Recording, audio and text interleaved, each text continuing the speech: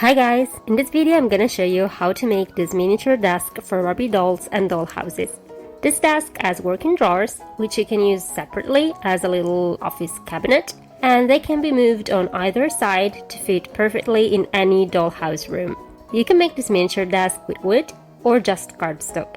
And as usual, I have templates to help you make your own miniature desk. You'll find a link to the free printable one at the end of this video, and the digital version for cutting with a Cricut or silhouette cutting machine is in my shop. So let's get started.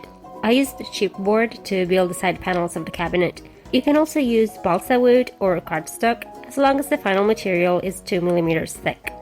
Cut this part into white cardstock and glue the plain layer onto the base material, in my case chipboard. Cut the size. Then flip it and glue the second cardstock layer. You'll need to make this part twice. Now we're gonna need a bunch of these square craft picks. If you don't have them, you can use toothpicks. Glue them to the side panels with white glue. And if you're cutting by hand, you can avoid cutting these slits and just print them on the cardstock as a placement guide for the craft picks. When the side panels are ready, we can make the bottom and top panels. Cut this part into cardstock 4 times, glue 2 of these templates to your base material, cut the size, and glue the remaining cardstock templates on the opposite sides. I'm using a sticker maker, but white glue works just as well. Now we can assemble the 4 panels together. Put glue on the upper and lower edges of the side panels and glue them to the top and bottom panels. The frame of a cabinet is almost ready. Now, cut these strips into copy paper and glue them to the front edge of the cabinet's frame.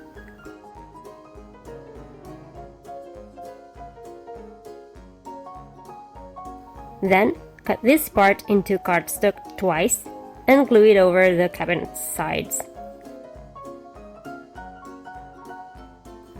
Finally, cut this part into cardstock and glue it on the back of the cabinet's frame. And just a reminder, you can find the link to the free printable template at the end of this video. And if you want to cut this project with a Cricut or silhouette cutting machine, I have the digital templates in my shop, linked in the description box. And now we can start making the drawers. I used balsa wood, but you can also use mat board or cardstock as long as your material has a final thickness of approximately 1.5 mm. Cut this part into cardstock 6 times. This is going to be the back side of the tall drawers. Glue 3 of the cardstock rectangles to your base material, in my case balsa wood. Cut the size, then flip and glue the remaining cardstock rectangles on the bare sides. You should end up with these 3 identical pieces. We're going to have to repeat the same process for the 2 short drawers. Cut this part 4 times, glue it to the base material, cut, flip, and cover the other side with cardstock. At this point, you should have 3 backs for the tall drawers and 2 for the short drawers.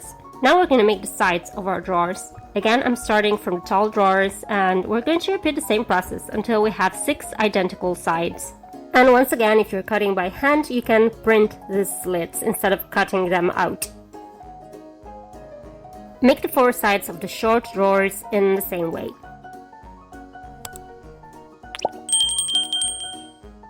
Finally, we're going to make the bottom part of our drawers.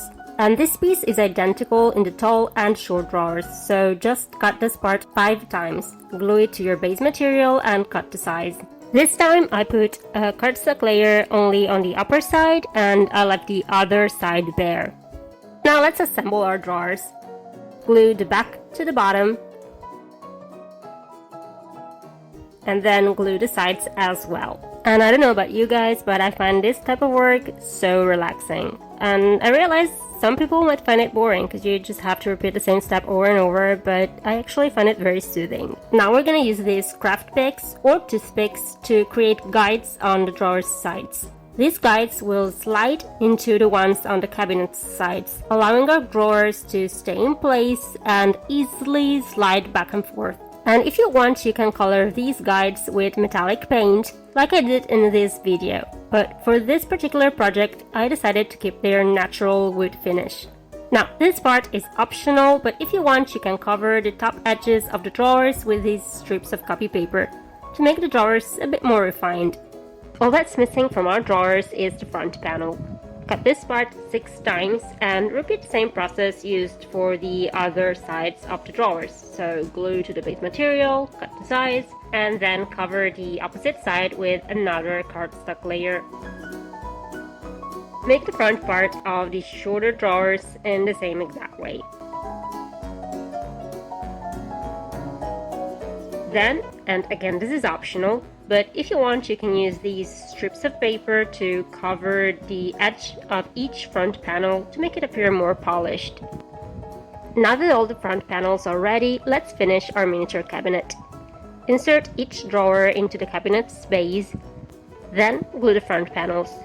I suggest you glue the front panels onto the first 2 drawers from the top, then the ones at the bottom, and finally, last, glue the front to the middle drawer. This will make it easier to align and distribute the front panels perfectly. And the drawer cabinet is ready.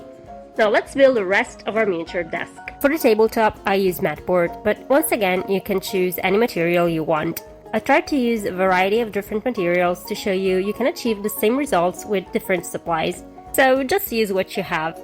And the technique is always the same. Cut the template into cardstock, glue it to the base material, and cut to size. In this case, the mat board I'm using wasn't thick enough, so I used 2 layers glued together. To mimic the look of wood, I painted my tabletop with a coat of acrylic gesso, and then I used 2 shades of brown acrylic paint, a lighter shade for the base and a darker shade for the wood grain. And ideally, you should add the darker shade while the base color is still wet, but it was really hot when I painted this and the paint dried instantly. So if that happens, just spray a little water on the colors to blend them. To make the legs, I used a couple of chopsticks. You can also use round wood stick, cuticle pushers, or barbecue skewers. The table's legs must be the same height as the cabinet. I suggest you tape the chopsticks together before cutting them, to make it easier to cut them at the exact same length. When the legs are ready, we can assemble our desk. Lay the tabletop on the cabinet and use something slightly heavy to keep it in place. Put some glue on the legs and slide them under the table. I used 3 rulers to align them to the width of the cabinet. And if you want, you can glue the tabletop to the cabinet, but I prefer to keep them separate. Now let's add a shelf to our miniature desk. Cut this part into cardstock and glue it to the base material. And just a little warning, if you used barbecue skewers for the legs, you might have to make these corners a little smaller. Flip the shelf and glue the other cardstock layer. Repeat the same process for this part.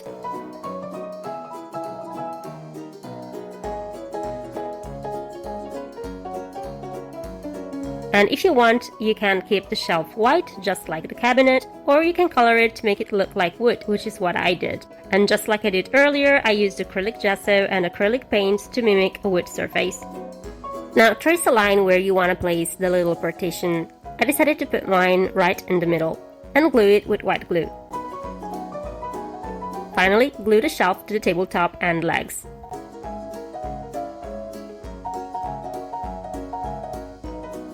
And our miniature desk is ready. As promised, here's the link to the free printable template. And if you're interested in the SVG and Silhouette Studio files, I put a link to my shop in the description box. And this is all for today's video. Until next time, bye!